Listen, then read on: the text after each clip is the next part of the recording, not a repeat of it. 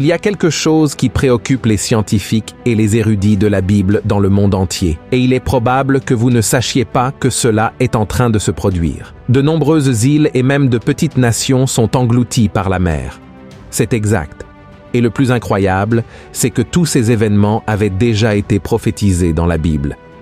Dans cette vidéo, je vais vous apporter des informations concernant la disparition de ces territoires et ce que cela a à voir avec la fin des temps et le retour de Jésus. Nous allons comprendre qu'il y a bien plus que les problèmes climatiques auxquels la science attribue ces phénomènes. Dieu a mis ce message dans mon cœur pour vous montrer qu'il est urgent de prier pour ces personnes, de demander à Dieu de susciter des missionnaires, des gens pour prêcher l'Évangile et montrer que Jésus-Christ est le seul salut.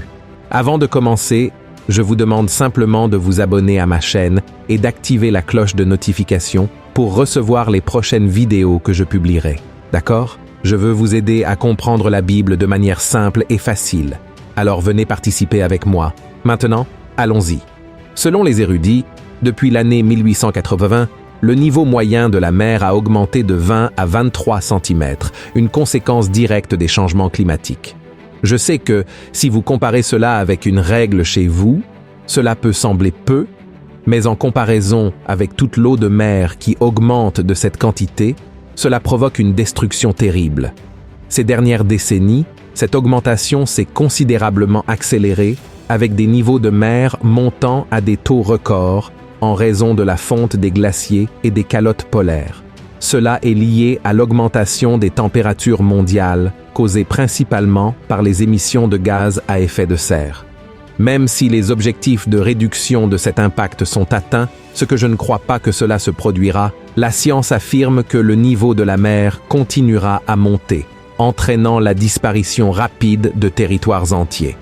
Des nations comme Kiribati, Tuvalu, les Maldives et Fidji sont parmi les plus menacées.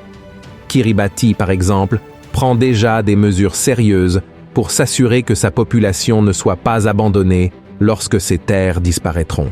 Le gouvernement a commencé à acheter des terres aux Fidji pour relocaliser ses habitants dans les années à venir. Et les prévisions indiquent que certaines de ces îles commenceront à disparaître, tandis que d'autres auront disparu d'ici la fin de ce siècle, c'est-à-dire dans moins de 80 ans. Les dégâts commencent déjà à se faire sentir dans ces régions. L'élévation du niveau de la mer menace la survie de millions de personnes qui dépendent des ressources naturelles de ces zones. De nombreux habitants, par exemple, vivent de la pêche et du tourisme, et avec la disparition de certaines parties de ces terres, la destruction des récifs coralliens et l'augmentation de la salinité des eaux mettent fin à ces activités. Aux Maldives, par exemple, le tourisme est la principale source de revenus, et ces belles plages attirent des visiteurs du monde entier. Avec l'élévation du niveau de la mer, les plages sont englouties par l'océan et les infrastructures touristiques risquent d'être détruites. Les récifs coralliens, qui sont importants pour l'économie et l'environnement, meurent à cause de l'augmentation des températures marines. Et sans eux, la pêche devient plus difficile et moins rentable, ce qui peut rapidement conduire les populations à souffrir de la faim et de la pauvreté. En résumé, mes frères, ces nations font face à un avenir incertain, car le risque de destruction est très élevé. Et je n'exagère pas ici. Malheureusement, c'est quelque chose qui va se produire de plus en plus souvent, et il existe déjà des territoires qui ont été entièrement recouverts par la mer. Par exemple, l'île de Sandy, une île qui figurait sur des cartes anciennes et même sur Google Earth, a mystérieusement disparu. Des scientifiques australiens sont allés enquêter dans la région où elle devait se trouver, mais ils n'ont trouvé aucune trace de l'île. Ce cas a soulevé de nombreuses questions sur la manière dont des îles entières peuvent simplement disparaître sans laisser de traces. Dans la baie du Bengale, des îles habitées comme Loa Chara et New Moor sont déjà submergées par la montée des eaux. Loa Chara, par exemple, abritait environ 10 000 personnes, mais aujourd'hui, elle est complètement sous l'eau. Ces exemples ne sont pas uniques. De nombreuses autres petites îles moins connues ont également disparu, affectant des milliers de personnes qui dépendaient de ces terres pour survivre. Et le pire, c'est que les médias n'en parlent pas. Vous vous demandez peut-être, mais, pasteur, quel rapport cela a-t-il avec la Bible? Pourquoi en parlez-vous sur votre chaîne? Mes frères, je vous réponds, la Bible a tout à voir avec cela. Quand nous regardons les Écritures, nous voyons que la parole de Dieu parle de grands changements sur la terre dans les derniers jours.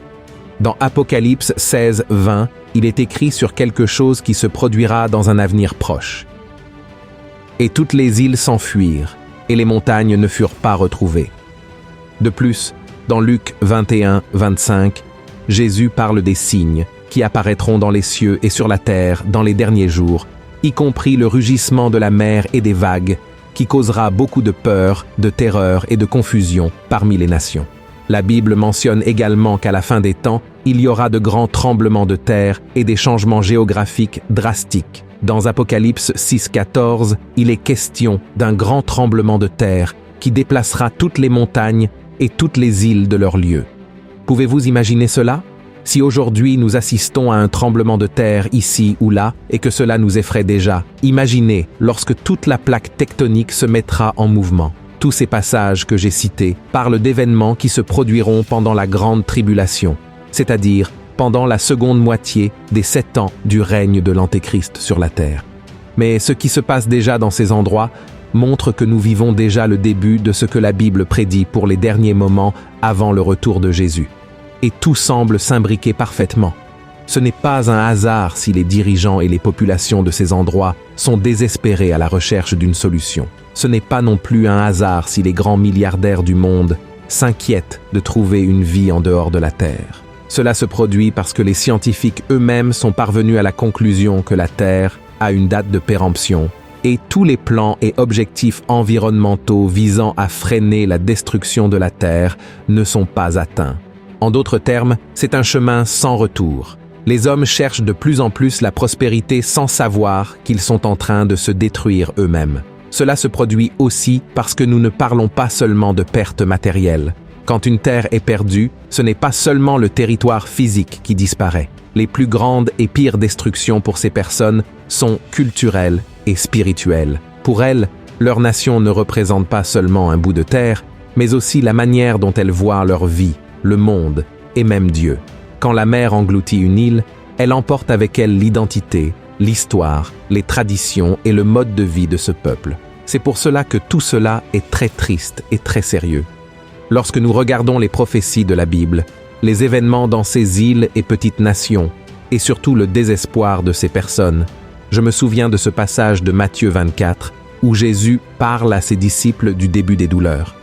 Il mentionne que nous verrons de nombreuses choses mauvaises se produire avant la grande tribulation et le jugement dernier.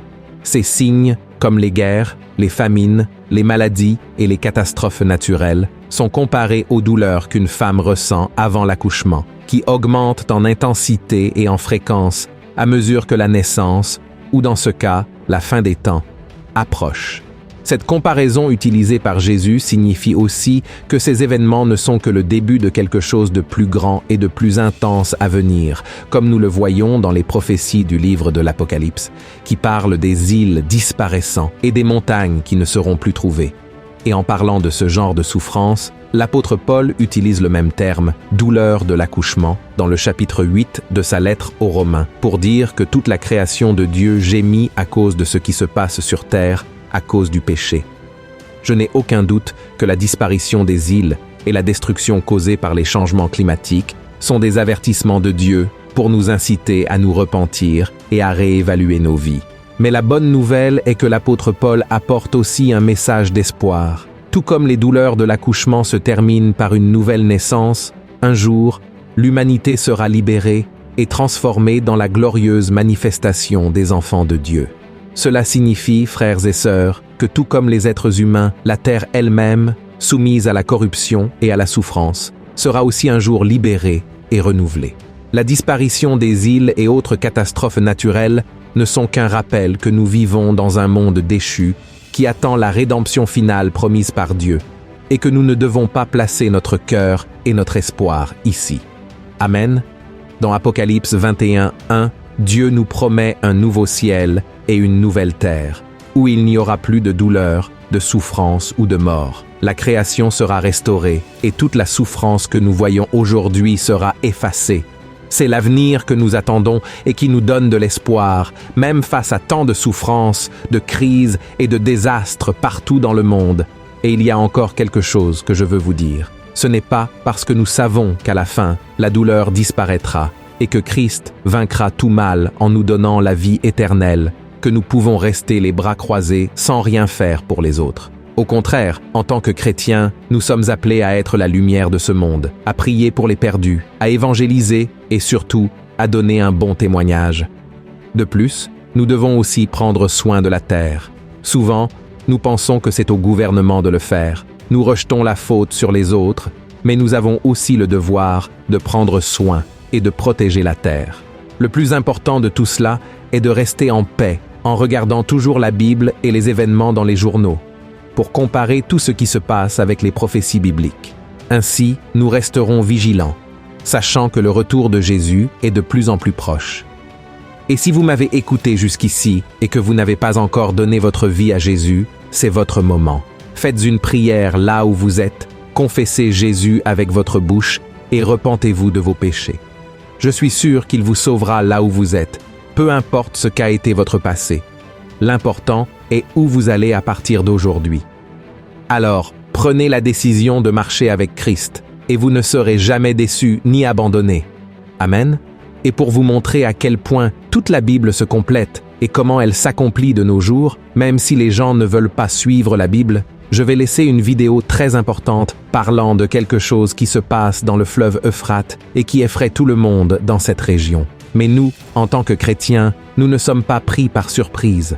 Vous serez impressionnés par cette vidéo. Je vous demande aussi de partager avec vos amis et votre famille. Je vais laisser la vidéo ici sur l'écran pour que vous puissiez la regarder maintenant, d'accord ?